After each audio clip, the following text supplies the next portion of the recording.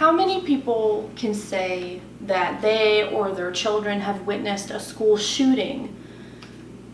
Not a lot of people can say that they have, but does this negate the need to enforce better security measures in schools to prevent this?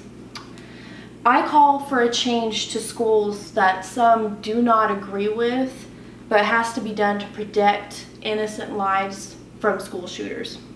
Policies should be made to ensure the safety of students and teachers from deadly school shootings by arming security officers and training everyone in the student body and staff on how to handle the signs and threats before they happen. I will first describe some of the psychology that surrounds school shooters and then the solution of armed and trained security for detection and prevention, despite the fear that it might cause for the student body or parents. Although the perception of school shooters is perpetuated by the media as being the aloof, moody child, this couldn't be more wrong. Dr. Peter Langman is the nation's leading school shooter psychologist, and he stated in his book, School Shooters: Understanding High School, College, and Adult Perpetrators, that there were many instances of shooters that exhibited the typical hardworking, sociable, and athletic students. This is hard evidence that the common misconceptions need to be addressed in school systems and change to be able to discern the good guys from those that need guidance.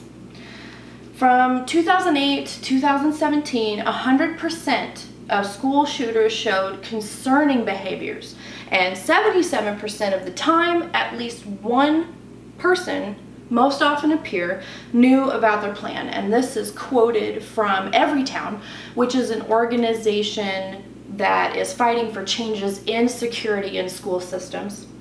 And they include the Gun Safety Support Fund, the American Federation of Teachers, and the National Education Association.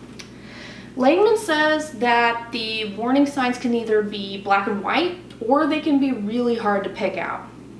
And that is why every school needs to be trained and to have professionals on staff to handle these warning signs and to educate the students on the signs, as they are the most likely to be hearing of these warning signs from their peers of plans. Now that you see how much gray area we're working with, I will describe how to fix it. Arming security officers with the defense weapons and warning signs training and awareness for everyone is the safety net that all schools need, despite that there might be some tensions caused for parents and students. The number of school shootings that resulted in injury or death rose from 23 in 2000 to 75 in 2019. This is included in the report on Indicators of School Crime and Safety 2020.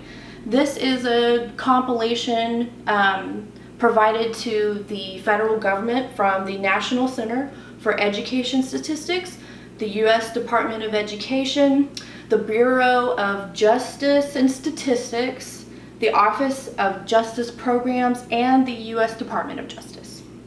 This is just the number of shootings overall, not the number of injuries or deaths.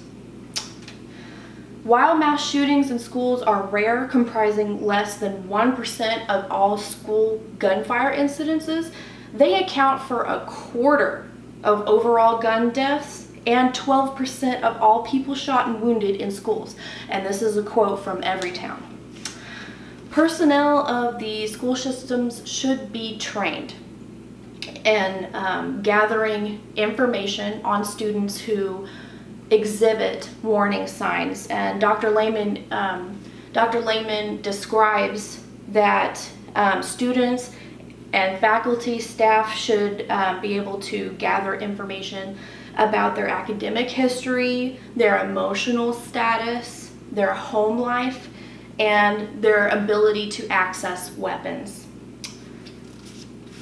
An argument against armed security measures exists that says that students and parents are reluctant to go back to school once these security officers are in place because it makes them feel uncomfortable, and that the presence of these armed security officers makes it feel like it's less safe now than it was before. This is in an article by Thomas Moen and Adrian Fang, who are from the sociology and psychology departments from North Bend College. It is an article titled "Is More Necessarily Better? School Security and Perceptions of Safety Among Students and Parents in the United States." As stated in the beginning, the need for interventions is a warranted one because of the rise in the school shootings instances, whether or not they result in injury or death. A little discomfort at school from the presence of these security officers far outweighs the unnecessary violence that could be thwarted by the use of these personnel and trained professionals on staff to seek out all of the warning signs. Making these changes helps end the vicious cycle of school shooters who need psychological guidance before it happens. And for those who fall through the cracks, the armed security will be there to help prevent and protect the students.